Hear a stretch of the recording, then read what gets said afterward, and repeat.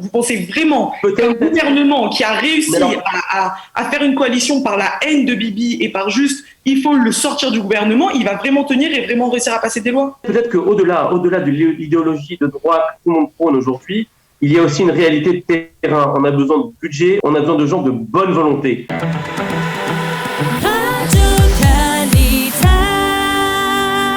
Nous avons le plaisir de retrouver Michael Blum dans notre studio. Bonjour Michael. Bonjour Daniel. Alors ce matin, vous avez décidé d'organiser un débat entre supporters de Yamina qui sont pour ou contre la démarche de Naftali Bennett.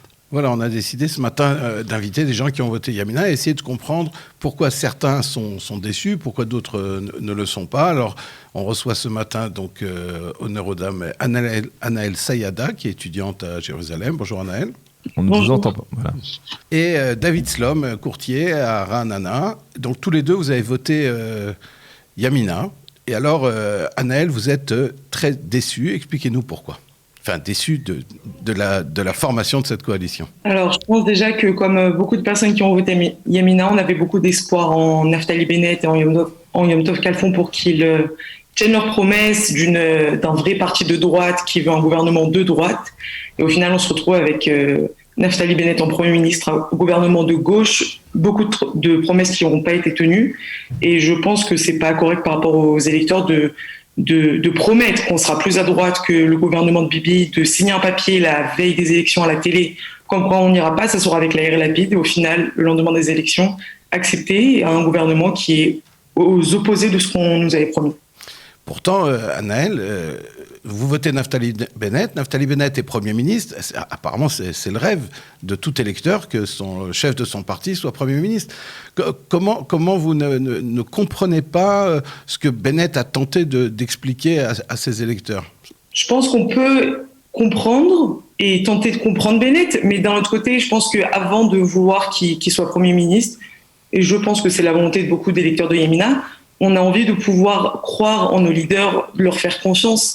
Et le fait qu'ils promettent des choses et qu'au final, ils fassent exactement l'opposé, ça prouve qu'on ne peut pas vraiment lui faire confiance. Ils reprochent à Bibi de mentir au peuple pendant les élections. Ils n'ont pas arrêté ils ont basé toute leur politique de l'élection sur le Likoud veut vous faire croire des choses, c'est faux, non, on vous dit la vérité. Et au final, tout ce qu'ils ont dit pendant les élections, il y a rien derrière.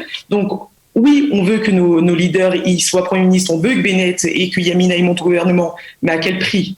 Au prix de mentir aux électeurs, au prix que les 6 mandats qu'il a et qui dit que c'est de la démocratie, au final, la plupart de ces mandats, il les a pas reçus parce que Yamina et parce que ses idées, il les a reçus parce qu'il a menti aux électeurs. David, qu'est-ce que vous répondez à ça? Vous êtes plutôt satisfait de la décision de Yamina de former une coalition avec Yair Lapid?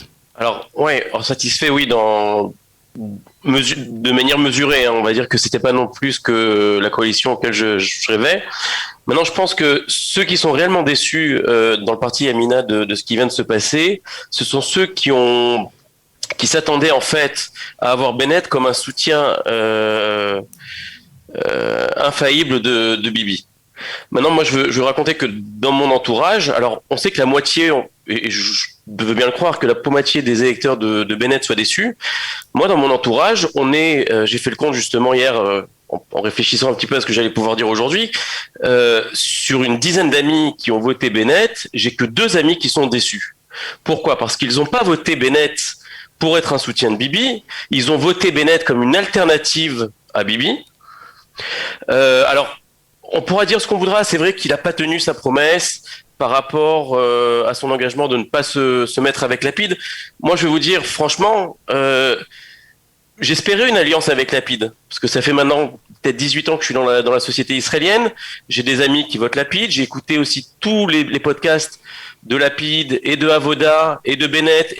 Anaël, qu'est-ce que vous répondez à ça quand selon David, la majorité des électeurs de Yamina sont satisfaits. Mais finalement, quel est le point? Vous parlez du mensonge de Bennett, et lui-même a reconnu qu'il n'avait pas tenu toutes ses promesses. Quel est le point qui vous fait le plus mal, Anaël? Je suis d'accord sur le fait qu'il y ait beaucoup qui aient pu voter Yamina en pensant à Bibi, parce qu'au final, c'est ce qu'on a connu dans les 12 dernières années. Et quand on pense à la droite, on pense à Bibi, on pense au Likoud. Maintenant, je pense qu'en tant que Française qui a fait l'Alia, qui vient dans un pays où je n'ai connu que Bibi depuis toujours, j'avais envie de changement. Je cherchais du changement et je pense que Bennett, c'était vraiment un homme qui avait le potentiel de devenir un jour Premier ministre et de révolutionner Israël et de nous faire passer à une autre époque, une autre ère sans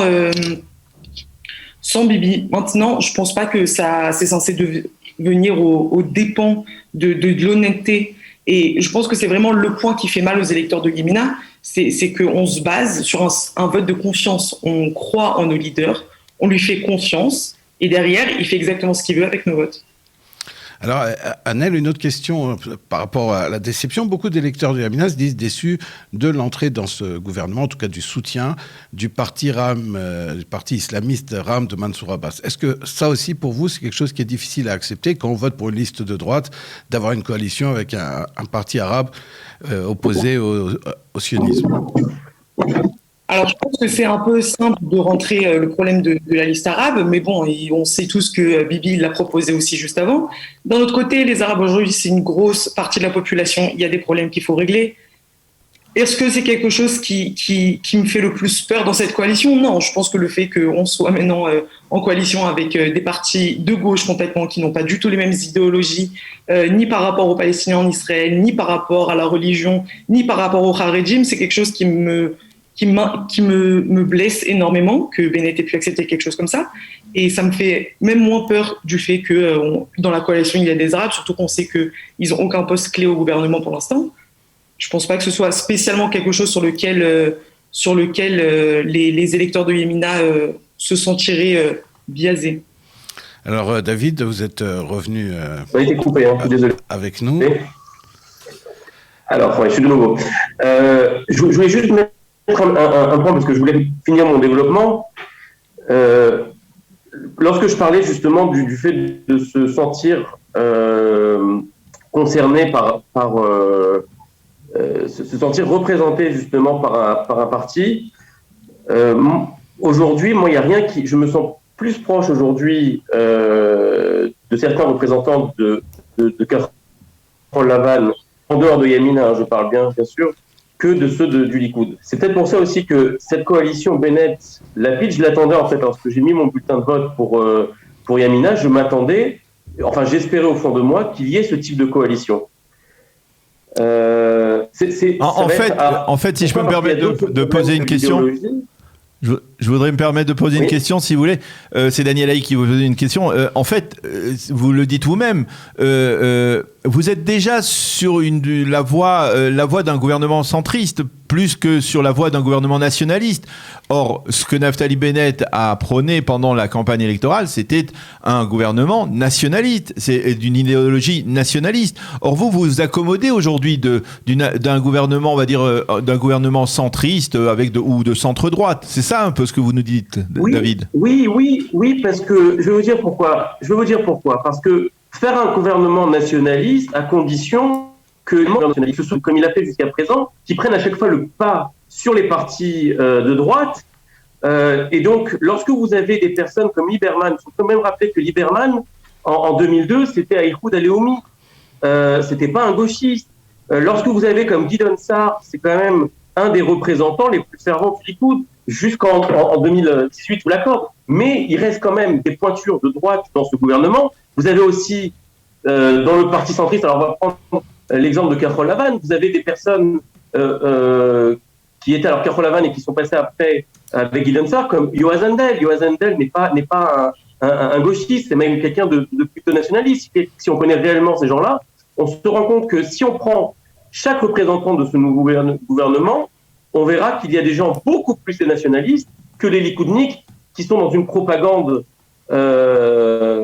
bidiste depuis 2013.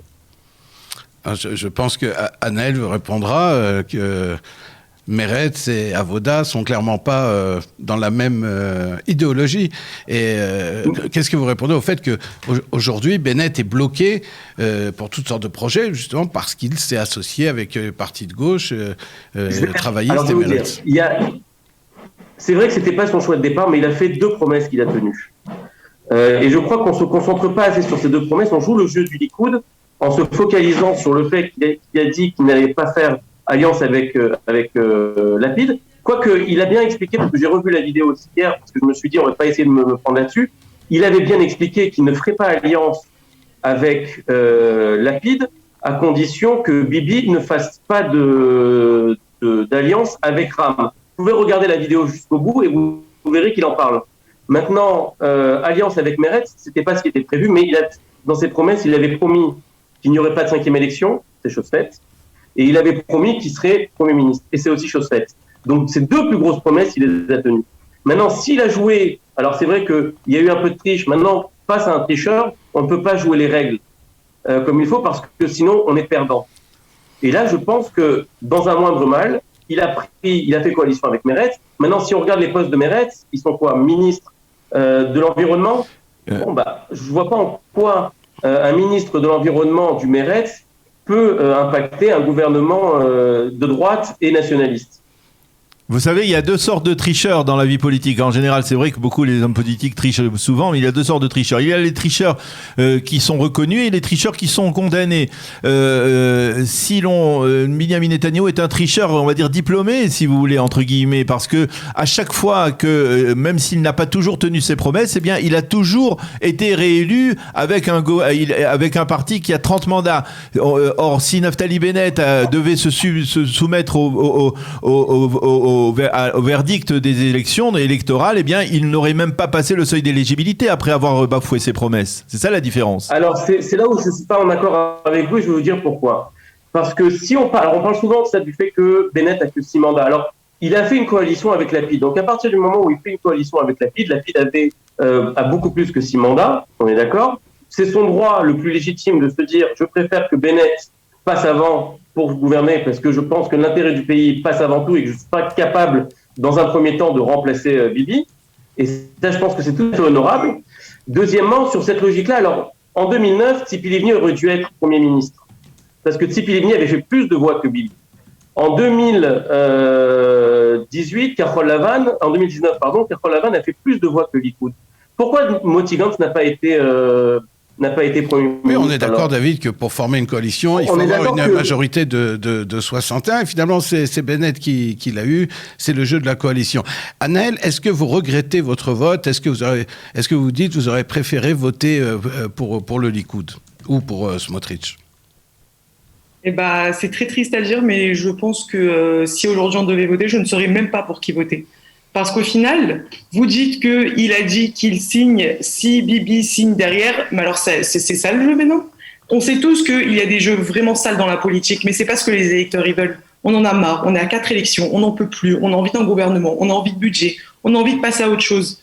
Mais alors c'est le moyen, c'est de mentir à tout le monde et de promettre des choses et d'être le plus grand menteur et d'essayer de faire mieux que Bibi dans ce sens. Excusez-moi, mais c'est pas du tout ce qu'on recherche. Les gens, ils en ont marre, on a envie d'un gouvernement, on a envie de passer à autre chose. Mais on peut pas faire confiance à un gouvernement qui nous ment avant même d'être entré en fonction. Comment vous voulez faire confiance à Bennett? Il a tenu 2 promesses. Excusez-moi, mais il peut dire qu'il sera Premier ministre un jour.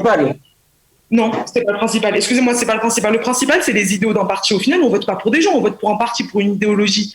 Les idéaux de Yemina, ils ont pas été tenus. Les idéaux que on va à la droite, qu'on aura un gouvernement de droite, ils n'ont pas été tenus. Il a tenu la promesse qu'il sera Premier ministre. Excusez-moi, c'est pas un peu de l'ego de dire ça alors qu'il a 6 mandats, qu'il sera Premier ministre, qu'il n'y aura pas de 5e élection. S'il devait y avoir des 5e élections, c'est que ça prouve qu'aujourd'hui, en Israël, le fait qu'on soit aussi séparés entre droite et gauche, c'est pas la solution et qu'il n'y a pas encore de parti qui arrive à représenter tous les citoyens.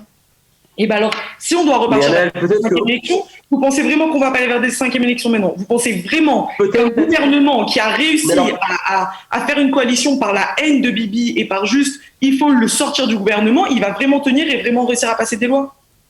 Anaël, peut-être qu'au-delà de l'idéologie de droite que tout le monde prône aujourd'hui, il y a aussi une réalité de terrain. On a besoin de budget, on a besoin de gens qui veulent travailler, on a besoin de gens de bonne volonté. Et que si le problème, et aujourd'hui, tu as des Gaffney hier qui en parlait, qui disait peut-être qu'on aurait dû demander à Bibi de partir. Alors, c'est vrai que c'est pas l'idéal. Moi, vous savez, j'ai fait l'armée, on m'a toujours appris une phrase, c'est l'orak matara yashgam derer. Mais si on ne peut pas réussir sa matara à cause du derer, alors l'important c'est la matara. Et la matara aujourd'hui, elle est là. Il y a un gouvernement qui est là de bonne volonté, qui est là pour travailler, où à majorité, les gens sont de droite. je vais vous rappeler qu'en 2011, en 2001, Ariel Sharon a été élu avec un gouvernement de gauche au Parlement, et ça a été l'un des gouvernements les plus à droite qui a existé en 2001, puisque c'est l'un des gouvernements qui a fait le plus de nouveaux Yeshuvim dans l'Yehuda et Shomron à l'époque, et qu'en 2003, lorsqu'il a eu sa majorité à droite, ça n'a pas empêché le démantèlement du Gush Katif. Donc l'idéologie, à un moment donné, je pense que c'est bien, c'est important, mais si on peut faire une coalition d'Ardout, parce qu'il y a vraiment une haine qui s'est installée dans le pays ces derniers jours, alors moi je vais vous mettre ça sur le dos du Likoud, qui à chaque fois essaye de casser, de cliver, que ceux qui ne penseraient pas comme Bibi sont des gauchistes, que ceux qui ne pensent pas comme le Likoud sont des gauchistes, et ceux qui seraient prêts à faire alliance avec un parti centriste seraient des gauchistes. Ça, c'est quelque chose qui n'est plus possible, parce qu'on a besoin d'être unis. Il y a des grands enjeux qui avancent, et si on n'a pas un gouvernement qui travaille main dans la main pour faire avancer et au service de ces citoyens, peu importe qu'on ait que du Likoud ou que de la droite, ça ne pourra pas fonctionner. Eh bien, écoutez, on espère, David, que vos souhaits seront entendus par la classe politique, par la nouvelle coalition. Vous savez, je ne suis pas devin, je n'ai pas une boule de cristal. Je n'ai pas la prétention de dire que je suis devin, que j'ai une boule de cristal et que tout va aller. Mais je pense que si on n'essaye pas certaines choses, on ne fait rien et on repart encore sur une élection. Merci David, merci Anaël, et on espère vous retrouver sur nos ondes prochainement. Merci à Michael Blum pour avoir animé ce débat.